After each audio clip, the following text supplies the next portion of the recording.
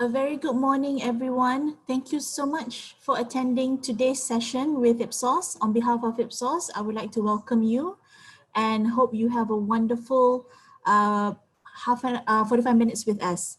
Today, the topic that we are presenting would be on social listening with our social intelligence team in Malaysia. And of course, the topic is something that is still relevant, is still important for us to understand and learn about and get insights about, which is COVID-19. Today we have two of my colleagues joining us this morning. We have Anshuman Ray, Group Service Line Lead for Ipsos Understanding, Qualitative, and the head of SIA. And we have our own social listening expert, Dex Yeo, to be with us and will be presenting as well. So I'm sure it'll be a very interesting morning for all of us. If you have any questions, at the moment, all of you are on automatic mute. If you have a question, it's either you can raise your hand after the presentation and we will unmute you. Alternatively, you can put it in the Q&A box and I will read them out to share. If not, if you have a pertinent private question to ask us, please do email the three of us after the session and we will be happy to advise you with our answers. Please do not worry, you don't have to record this. We will be sending the deck across to you right after the session. Thank you very much. And I'm gonna let you move over to Anshuman to present. Over to you, Anshuman. Thank you very much, Tasha. Very good morning. I'm putting myself on video mode because I believe that helps me to connect with the audience better. And in this whole phase of social distancing, I think it's always better to connect, and there's not any better way to connect rather than the video mode right now.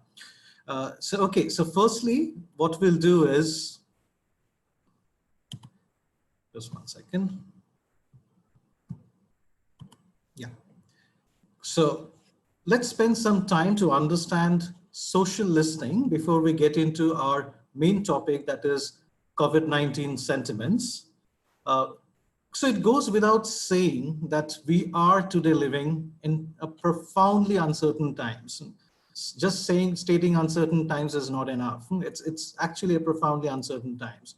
And it's even more important for us as marketeers, for brand managers, as market researchers, that we build empathy with our clients, with our consumers, sorry. And now when we say empathy, it is often difficult to measure and it's often difficult to qualify what empathy is. So the renowned psychologist Daniel Goleman, who coined the word emotional intelligence, he also coined the word cognitive empathy. And he believes that empathy is nothing but walking in someone else's shoes. And in the marketing context, empathy is about connecting with your consumers at a deeper level so that you can think what they think, you can feel what they feel, and you can do what the consumers want to do, but they can't do because of certain barriers.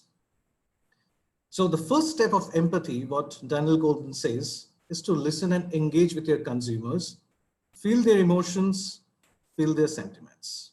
So from that perspective, social media or sentiments or social listening is very critical. Now, we capture online conversations in Ipsos to measure brand health, analyze the performance of campaigns, identify new trends, understand the category, competitive landscape, and more. What we would like to deep dive further is what are the different facets where actually we understand social listening further. So we look into 4 areas. So 4 bespoke services that we offer in Ipsos when it comes to social intelligence.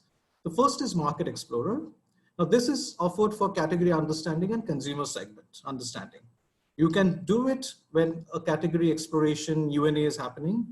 It is also effective as a pre-task before you do a primary research. So with many clients, what we do is we do a data curation of online conversations and build hypotheses before we start the primary research.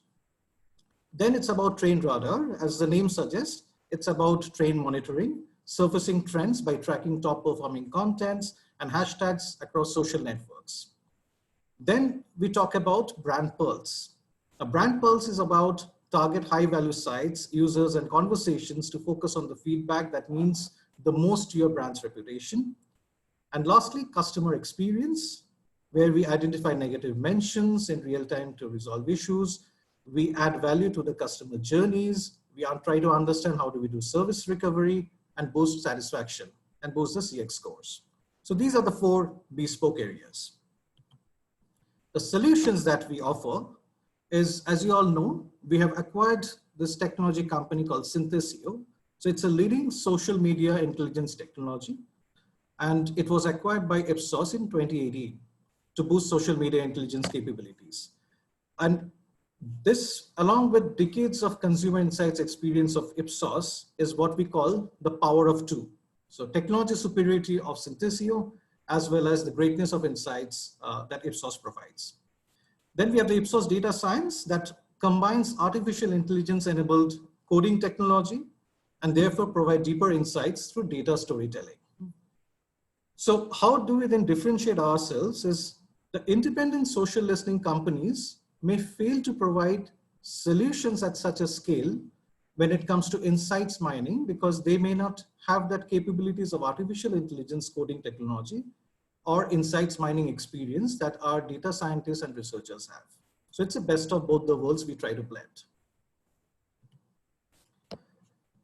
Now, how do we do social listening, the framework? Now we have a very, what we say is we have a standardized process, but a customized approach. So every project is taken as an independent customized study, but the process is very standardized so that there is lack of less error kind of a probability.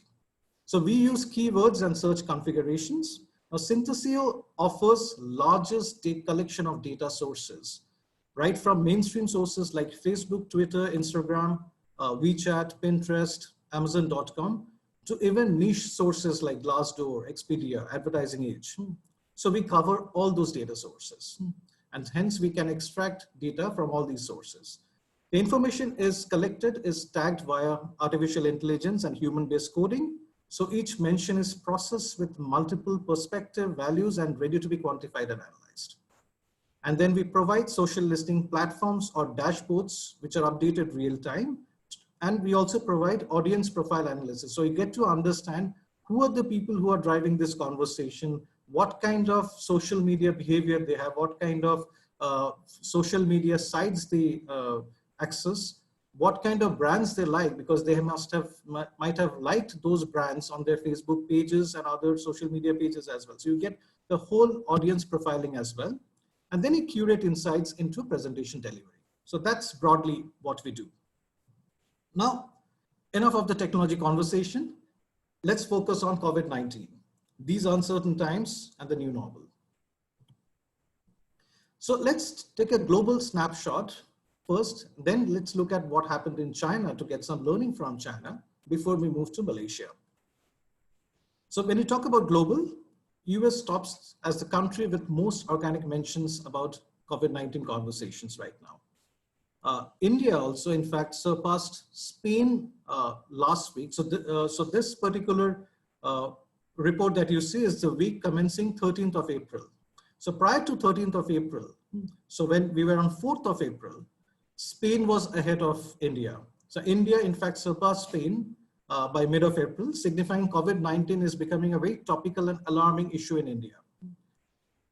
Then the kind of topics which are becoming pertinent are health authorities, which is about health ministry, instructions about medical aids, etc., government updates, hospitals, followed by economic impact, job insecurity, etc.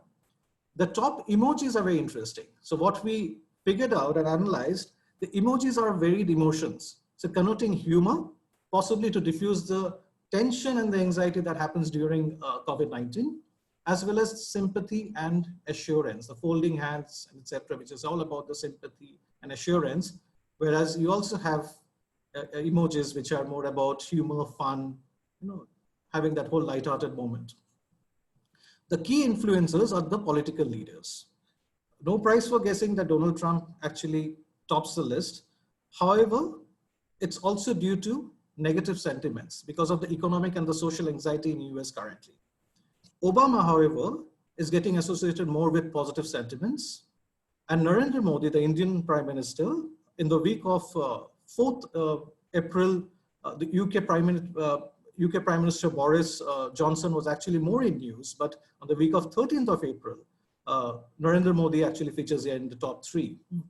That also links very clearly with the fact that India as well as the Indian Prime Minister are gaining more social buzz in the context of COVID right now, irrespective of whether they're polarized view and etc. Because there's a lot of conversation which is happening in India. The sheer size of the mobile and the smartphone penetration in India is also creating this kind of organic mentions.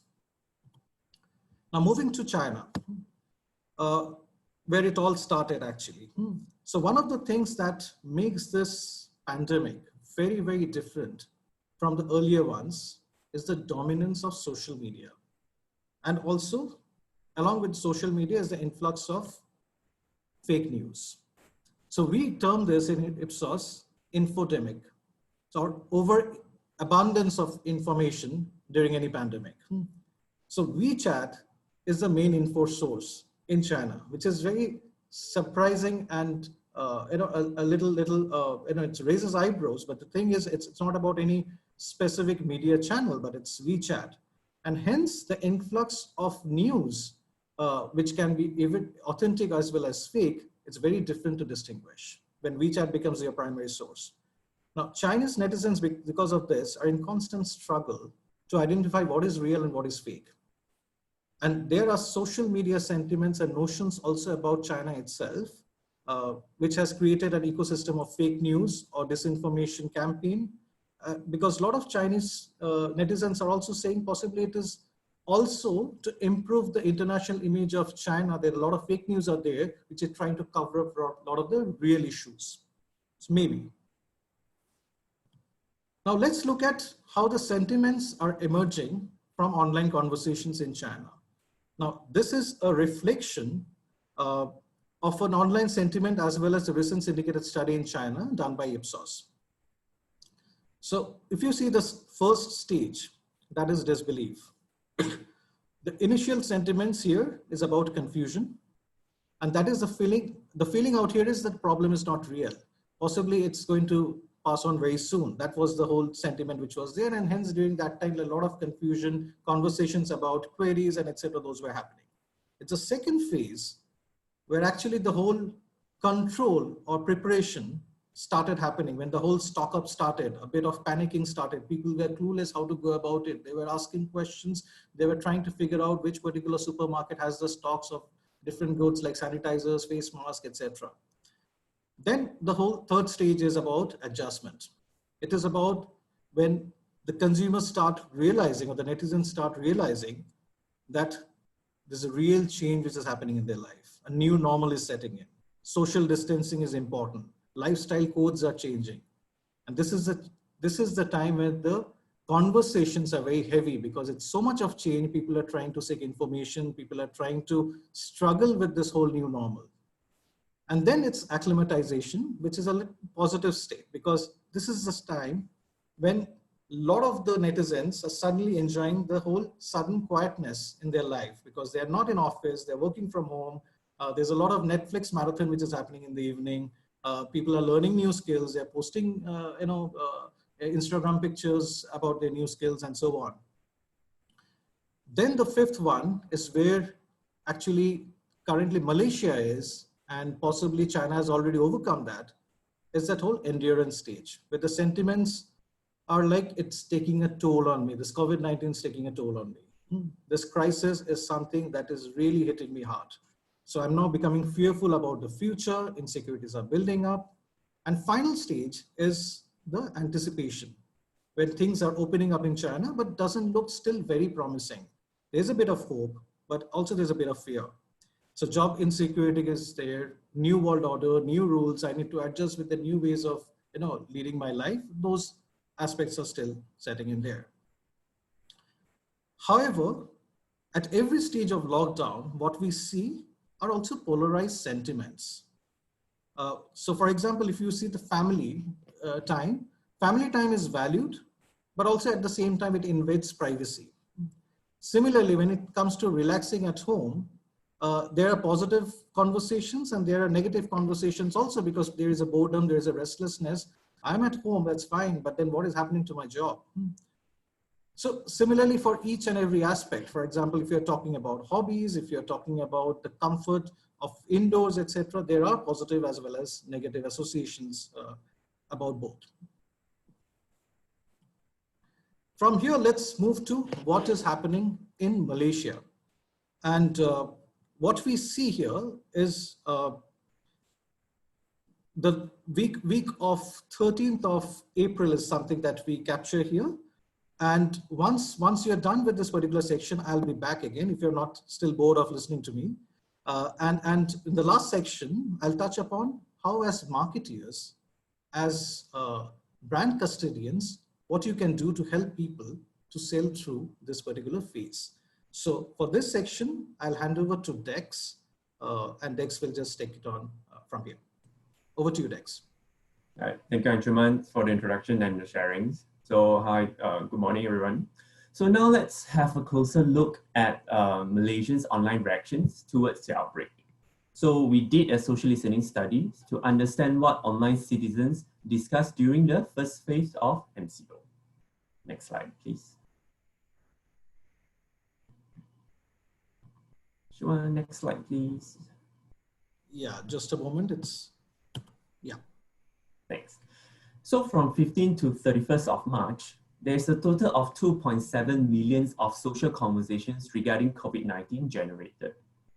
The graph actually ties back to the stage journey Anshuman has mentioned earlier. As we can see that some online citizens were first at the disbelief stage, where they were confused and anxious about the pandemic. And many were not sure if the information disseminating on the internet are valid news or fake information. After the MCO is confirmed and announced, there is a huge spike of mentions where we can see that online citizens were then started to prepare for the lockdown. First week of MCO was all about adjustment, where many were not comfortable with the restricted movement and activities. Then we can see that the number of conversations started to drop as they went into the acclimatizations and endurance stages.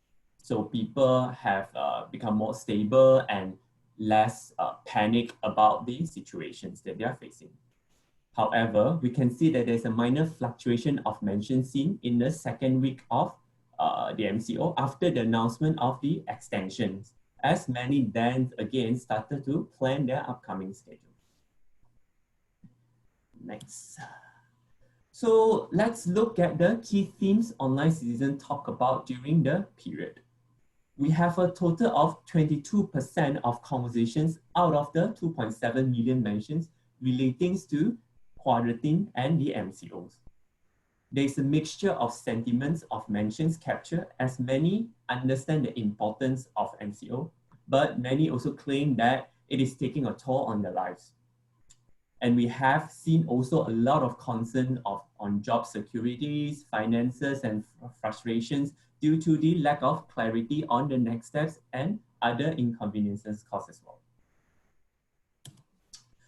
So 7% of conversations, which is about 200,000 social buzz, are about preventive measures, where so items such as face masks and sanitizer are most discussed items during the period.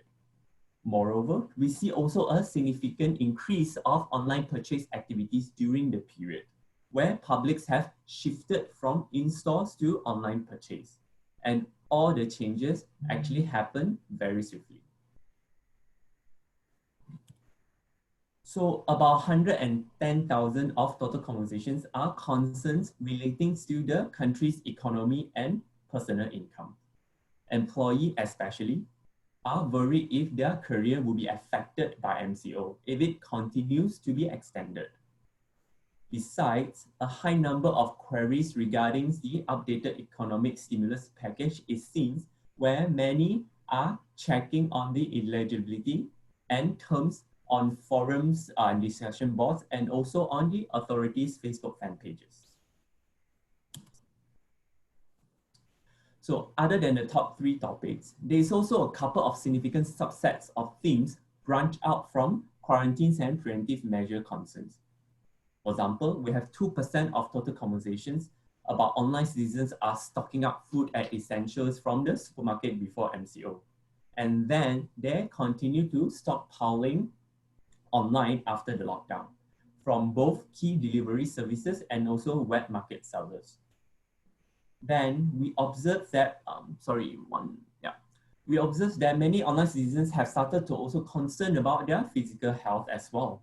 So other than consuming information regarding to the symptoms, the testing procedures, and also if the government is capable to address the outbreak, people have also started to worry that MCO will take a toll on their body shapes as well. Of course, the outbreak and MCO brought also a huge impact on public lifestyles. Surprisingly, we observed that many online citizens seems to be quite adaptive to the change of lifestyles, as many have started to move their activities from indoors to online, and also express great creativities. So for example, we have the dalgona coffee recipe spread virally on social medias, where fitness coaches have started to also teach classes online. Last but not least, the outbreak and MCO affected also their mental health. In fact, we can see that the mental health concerns is actually growing rapidly after the MCO extensions due to the new world order, new rules of socializing, job insecurities, and also the financial insecurities. Hence, we see actually a great opportunity area for brands to help people to stay calm in this chaos. So next, Anshuman will actually bring you through how brands should act during the COVID-19 crisis. Over to you, Anshuman. Thank you so much. Okay, so any session that we do at Ipsos, the big question we aim to always answer for our clients is, so what? So if we don't have an answer to so what, then again, it's infodemic, right? So it's not about then actionable insights. And hence, we come back to you with the so what, which is all about what brands during these uncertain times should do to build the empathy with its consumers and how it should help the consumers to sail through during these times. So there are certain cases that we have identified. Just one second. Yeah. Certain cases that we have identified, which we have collated, and we'll share that with all of you. Now, these cases are not only from Malaysia, it is from various markets. It helps you to get a more collated view of what brands across different markets are doing. And if that sounds relevant to you, possibly you can start innovating or communicating on those lines.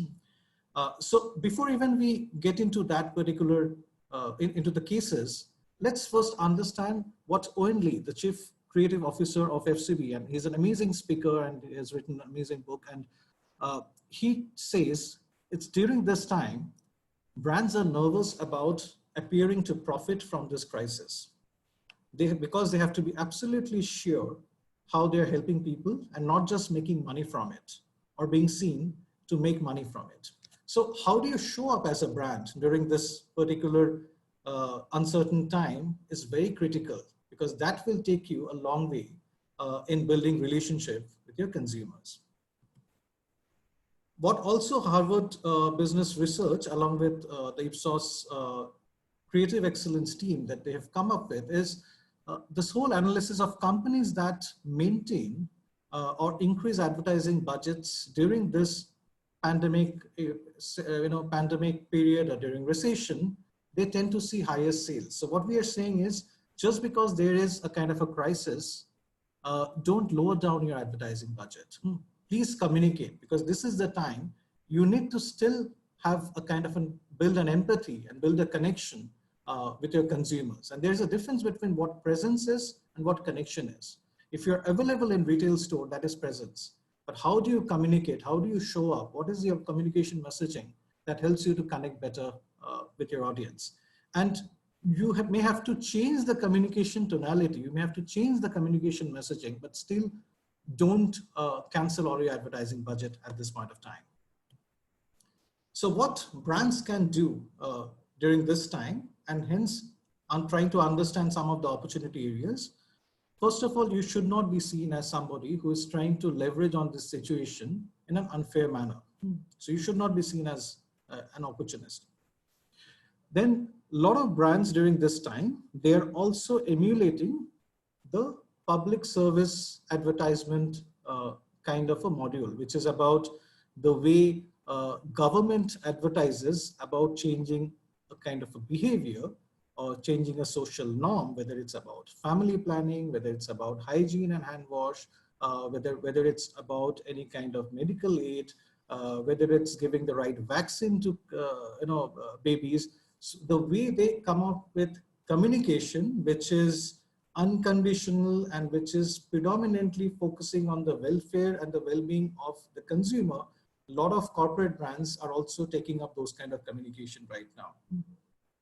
Then another aspect is the whole spreading positivity and kindness during these uncertain times, because what some of the brands are trying to communicate is, in spite of the situation, everybody needs to stay positive and calm. And that's the way you can fight it out. And the brands are trying to be the enabler in spreading that positivity. Then how are you leveraging digital right now? Because now the concept of social distancing is becoming paramount. And how you also engage people to pass their time meaningfully, because hashtag stay at home is actually taking a toll on many consumers. And finally, how do you activate your brand purpose during this time through meaningful activations? So let's go one by one. So the first point, which is about avoid being seen as opportunistic, what we see, there are certain brands globally that they have tried to leverage on this particular situation, but that has backfired because they haven't shown up themselves in the right spirit. So for example, the Dutch e-commerce platform, which is Coolblue, they have stopped all marketing and increased prices because they could figure or identify a kind of a supply and demand kind of a gap during this time. But they received a lot of negative flack on social media because of doing that. So avoid any such kind of communication or such kind of strategy. There are a lot of brands right now which are trying to champion the whole spirit of we care, we are with you, building that whole empathy there. So if you talk about Malaysia, Rapid Care, they're doing compulsory health checkups for the bus captains. Or Grab in Singapore, they're ensuring that there is a contactless kind of delivery system which is in place. Or Prudential, it's offering right now in Malaysia a coverage of 5,000 ringgit at no additional cost or premium, and also a medical coverage extension for hospitalization due to coronavirus. So these are some of the ways some brands are trying to champion and own the space of we care. Also, to show solidarity during this time, certain brands are also changing their logo. Now, a lot of clients, a lot of consumers may say, what's the big deal here? But this is all about we are all in this together, and just to communicate that particular message and communicate the message of social distancing, brands are actually making this particular investment. And it's not a less investment. I mean, brands like Volkswagen, McDonald's, Audi, etc., they have made immense amount of investment in order to change their logo during this particular time. Certain brands and categories are getting directly impacted. For example, auto categories. So Jeep, the brand purpose of Jeep is in the world where everybody is structured, be the explorer. That's the brand purpose of Jeep. In a structured world, be the explorer. Now, due to COVID-19, the auto industry is getting hit so much. So Jeep had two options, either to promote its car or to take a kind of a complete paradigm shift. And what they have done is they are trying to communicate, being an explorer is a mindset. You always don't need to step out of your house and and ride a Jeep in order to be an explorer. You can still be an explorer by being indoors. And that's what they are trying to do here by saying that engage meaningfully at home, help your kids with some, meaningful kind of indoor activities, whether it's art and crafts, or just engage yourself in any kind of meaningful activity like culinary skills, etc. be an explorer there. But at the end of the day, don't step out. Don't step out, stay at home. A lot of brands are also trying to engage meaningfully with the consumers to ensure that they spend their time more fruitfully at home. So for example, Audible has created an option of hundreds of audiobooks released for free. So that you don't need to invest additional in order to stay at home and to read books. Kindle in India has given 5,000 children's book for free edition on the Kindle version, so that the mothers can engage their kids from an intellect point of view much more meaningfully. There is an iconic brand in India called Pidilite, which has brands like Fevicol and Fevistick. It has co-created with social influencing moms who have a lot of fan followings on Instagram and a part of a lot of Facebook community blogs and etc. So those moms are trying to promote different ways of engaging with kids at home through art and crafts. And that's the way the brand is also integrating themselves, because it's a glue stick and adhesive brand. So when you do art and craft, you need Fevicol and Fevistick. Then it's also about spreading the positivity through kindness, donation. So for example, Gucci in Malaysia, they created a hashtag Gucci community. And on Facebook, they are encouraging the Gucci consumers to donate.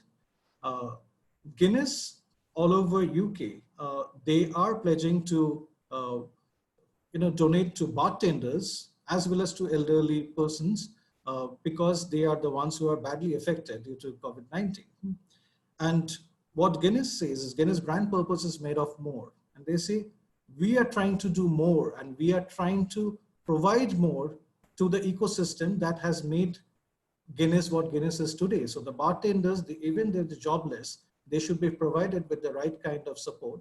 And that's what we are going to do. A Coke is saying right now that in Philippines, in Malaysia, in Southeast Asia overall, is we will disinvest in terms of communication right now, and we'll use that particular money in order to provide charity and support and give infrastructure to COVID-19 affected people. Louis Vuitton also is providing the kind of positive messages in order to ensure that everybody is safe, healthy, staying at home, and following protocols. What we see in other markets, like in UK, Lush is inviting everybody to the store. I mean, was inviting right now. I think all the stores are getting closed in UK, but at least last week, Lush was inviting everybody to come to the store and wash their hands. That was a gesture of showing that we care for you. AirAsia is offering refund for flights to mainland China, Hong Kong, and Macau. However, there are also polarized views that whatever AirAsia is promising, possibly to an extent, in terms of managing that particular promise, on the ground level, it's becoming a little difficult. But however, that whole gesture itself has created a lot of positive buzz. And Amazon is trying to filter out vendors on their e-commerce site, those who are trying to exorbitantly put the price point of essentials like masks, sanitizers, etc., in order to ensure that every consumer is getting a fair price. And also it's this time when it's social distancing is as a concept is paramount to think virtual.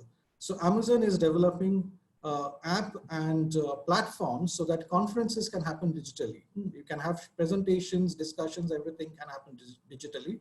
A lot of car manufacturers in China, they are getting into the concept of virtual car showrooms, where you get three-dimensional view of the car. You have an online salesperson who will explain you all the technology and the nitty-gritties of the car. You will go through an AI-enabled virtual car test drive so that you exactly know what you're buying and you're very sure of it. And Grab in Singapore is offering an e-mall concept so that it brings your favorite restaurant and favorite fashion store in a mall, but you can't step out, it will bring to you. So you're just a click away. Finally, to end it, what we also see in terms of communication, a lot of brands are really activating their brand purpose. So when it comes to Volkswagen, what they're doing is for the commercial vehicle, they have created this campaign, and the link is here. I will pass on the deck to all of you. It's a beautiful ad where it talks about respect the uh, delivery van delivery person lot more than ever before. They may be delaying your delivery, they may be misplacing your parcels, but they are the ones who are out on the street fighting the battle and helping you to lead a normal life. And Dove, with its iconic ad, which has got millions of views right now and shares, it is talking about how courage is a manifestation of beauty. So Dove always had been emphasizing on how beauty is natural, how beauty is about being you. And from there, they're taking another rendition, which is about the health workers who are relentlessly working round the clock and providing support to everybody who's affected. They are the ones who are demonstrating immense amount of courage, and courage is a dimension of beauty. And what a better way to celebrate? There's no better way to celebrate than to celebrate the health workers, because they are today manifestations of this new concept of beauty, which is courage. So that's the concept they have in their communication. So looking at these areas, possibly you would find some kind of ideas and nuggets to start rethinking how as brands we need to start showing up differently to our consumers during these uncertain times, and help build the empathy, build the much needed relationship back again. And also, because this new normal is going to stay for a long time, how do we ensure that we create a meaningful impact? That's all from our side. We are open to questions. We are open to discussions. Thank you so much, Anshuman, and thank you, Dex. I think every time I see when Dex and Anshuman deliver something, it's always very encouraging to know that now social media more than ever has become an essential part of conversations. We rely a lot, whether it's official news or what people are talking online, has become more and more important in our daily lives. I don't see any questions at the moment, but if you do, I see one now. Okay, thank you so much, Anshuman and Dex. Oh, there's a few. How exciting. Thank you so much. So Anshuman and Dex, the first question is, do you observe the same communication content being featured in other Southeast Asia markets? Good question. So we do see, when you say communication content, I believe that you are talking about the last module that I presented about brands, how they're communicating. So yes, we do see in other Southeast Asia markets, we see a lot of brands in Singapore, a lot of brands in Philippines and Vietnam. They're consciously getting into that whole space of empathy, building empathy and showcasing that we care, and not showcasing very in the face, the hard sell kind of an attitude. So to give an example, Danone in Singapore, they are providing face mask and sanitizers to all the nurses and the gynecologists who are delivering right now, helping the mothers to deliver right now. Why? Because Danone's main business comes from infant nutrition, and they are trying to ensure that the doctors who are actually responsible and the nurses who are actually responsible to ensure a mother's successful delivery, they are the ones who are safe, because they are trying to broaden the ecosystem and trying to say it's not just about food that we need to focus on. We need to focus on the whole ecosystem that helps us to be what Danone is today. So we see those kind of communication content there. In Coke in Philippines, they have also stopped all their communication right now, and they're using those communication for activations in order to provide COVID-19 affected people the necessary support. Yes. Fantastic. Thank you, Anshuman. We have another question from Anson. Thank you so much, Anson. But I think you may need to develop this question a bit more, but see if you can answer, Anshuman. 40% of the content were reported. What are the 60% of the communication? So Okay, Dex, do you want to take this one? Hi, Anson. I appreciate if you could elaborate more on what kind of content do you mean, like were reported? Do you mean in the social listening segment or regarding to the modules that Anjuman has presented as well? Okay, while Anson is confirming that, let's go to the next question, gentlemen. How would consumer behavior post-COVID-19 once MCO is lifted? B. So what are the behavior patterns? The second one is focusing on automotive industry. How would their behavior be post-COVID-19? Would they want to buy a car? Would they want to service their vehicle? How would it be? Okay, good question. So one about when it comes to behavior, uh, what we are seeing through a lot of trend analysis and a lot of our internal studies as well, yes, the behavior is going to change for consumers. Consumers are gradually going to become more pragmatic. They're going to go back to basics more instead of splurging or instead of indulging without giving a second thought. So there would be a kind of an essence where there would be a guilt associated with indulgence. There would be a choices would become much simpler. So I was having a conversation with one of the supermarket chains in Malaysia, and they were mentioning how consumers are making a lot more practical choices. So for example, if there are multiple variants of milk which is currently available in the market, the consumers these days are buying the same volume of milk, but they're focusing on the key volume of milk instead of the flavored milk that much. Same is happening with vegetables. Instead of possibly buying all the fancy bell peppers, the yellow and the red, they're buying the green bell peppers. And why so? Because possibly people are trying to filter out all the various layers or variants in the choice making. We are trying to make the choice making a lot more simpler. That's the cognitive mindset that they are having right now. So choice making is going to be much simpler. People are going to first focus on the basics. People are going to focus more on health and hygiene. The investment on health and hygiene is going to possibly go up higher. And hence, in the same budget pool, that would substitute something else. So even a year ago, when we did a study on Gen Z, we understood Gen Z's belief that experience is more important than assets. I think even the attitude of Gen Z is also today changing. So experience for them used to be like leaving a job and going for a sabbatical for 3 months and traveling the whole world. I think they are also rethinking about those behaviors now, and they're thinking of, okay, we need to future-proof our, ourselves as well. We may not be able to indulge in these kind of indulgence without giving a second thought, without giving a very proper thought. So there's a lot of pragmatism that will play going forward. Coming to your second part of the question about automotive industry, we gave an example. Yes, I think a lot of virtual interaction would start happening in auto industry. It does not mean that auto industry will remain irrelevant. No, it will still remain relevant because though they are social distancing, people still need to commute. People still need to commute for their work once the MCO is lifted. People still need to, go to buy their groceries, etc.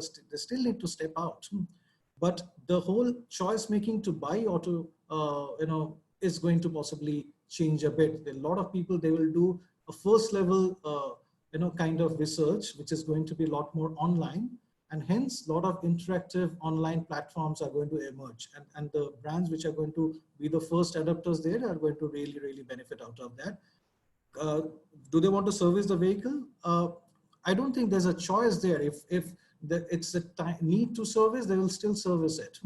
But possibly they will postpone some of the body work and some of the non-essential aspects of servicing going forward. So again, it comes back to the same philosophy of what is going back to basics and what is deprioritized. Thanks so much, Anshuman. We have a couple more. So in continuation of Anson's question, 40% of the content were reported. What are the 60% of the communication? 22% quarantine concerns, 7% preventative measures, 4% income economy concerns. Okay. What were the remaining content being discussed in social space? Okay, yeah, Dex, I think you can answer that. So there were other, so when we do the search, through keywords, there are a lot of other subsets that keep emerging, and those are very minute in terms of percentage, and hence we don't report those as significant ones. So there is definitely going to be 100%, but then a lot of other multiple kind of themes which emerge, which does not become significant enough to report. Yes, and not to mention that there's like a very huge chunk of conversation. It's about the shared posts and discussions on the case updates. And we have also received like a lot of conversations regarding the international updates. So people are sharing because it's social media. So cases happening in the Europe countries, in the US, and in India, people in Malaysia are concerning about those situations and updates as well. So that's actually within the 60% that we have mentioned.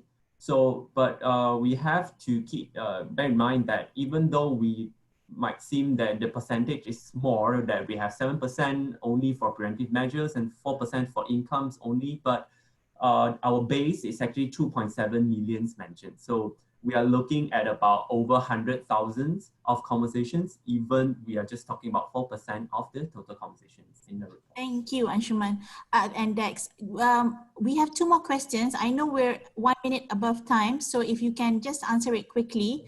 One is by Lydia. You mentioned that brands should help consumers. Do you think CSR initiative can be one of the ways to drive engagement amongst the audience? Definitely is critical, but I think what we need to always keep in mind is what it gives back to the brand. So a CSR initiative which links very well with the brand purpose always helps. If it doesn't link to the brand purpose, it's just going to be an investment without any return. To give an example, when you're talking about a brand like say Guinness, and if they are investing to provide financial support to bartenders, that's because bartenders are part of the Guinness ecosystem. They are not choosing any other segment, right? So, and their brand purpose is about made of more, and hence through this particular activity, activations, they are showing that yes, as a brand, they're really made of more. They're made of humanity. They're made of empathy. And that's the way they're trying to link their communication. So yes, CSR initiatives are important, but it needs to tie back to your brand purpose very clearly, and hence need to make the necessary impact for your brand as well. Brilliant. And the last question is by Lily. Lily is asking, in slide 14, there is a dip in mention relating to MCO. What is the picking up in that decline? Sorry, and the next one is from Anshuman's first sharing. Global people are talking about social political. Is this still the case? Sorry, but the last question is? A lot of people are globally talking about social political globally. Is this still the case? Do you see it moving forward to be a issue that people are talking about? In Malaysia or globally? I think you can put it in both perspective, Anshuman. Yeah, I think socio-political, it's definitely one of the pertinent issues that will go forward, and it will be part of the conversation, of a bigger conversation. So there are a couple of themes which are emerging very strongly because of current COVID-19 crisis. Yes, socio-political issues. There is also an environmental issue that is also becoming a critical part, because what a lot of political leaders are also receiving messages from many stakeholders, environment stakeholders, is the earth also needs a pause, and hence possibly these are signs that we all need to relook at concepts like sustainability, concepts like coming up with products and coming up with solutions which are better for the world, better for you, etc. And from a socio-political point of view also, yes, there are going to be conversations. One is about safety, social safety and security of consumers, talking about job security, talking about giving a kind of a social security to people. Yes, these are conversations which are going to remain pertinent and going to carry on even in the next phase of MCO. Okay, wonderful. I know we are. There's the first question that Lily mentions regarding to the dip on the MCOs, right? So just a quick answer to that. Sorry, Tasha, I know we are having limited time. So No problem. it's actually, as mentioned, it's actually during the endurance phase where Malaysian citizens were facing that times that caused the declines. It's not that they are not talking, but they are just having less panic regarding the situation because they started to adapt. So they are not expressing their panics that much on social medias. Instead, they are posting more on their daily lives, check-ins and whatnot on social media. So that's the reason why we are seeing a dip in that period. Thanks, Dex. I know we're a bit 5 minutes over time, but I think we're so happy that we have replied everybody's questions. Thank you once again to Anshuman and Dex. It was a really good session, and I hope everybody that has attended found it useful. On behalf of Ipsos, we wish you a wonderful day ahead and keep safe and stay well. We will definitely email across the link as Anshuman mentioned, and any other further questions, if you need any help, please do reach out to us. Take care and stay safe. Goodbye, everyone. Goodbye. Bye. Good day.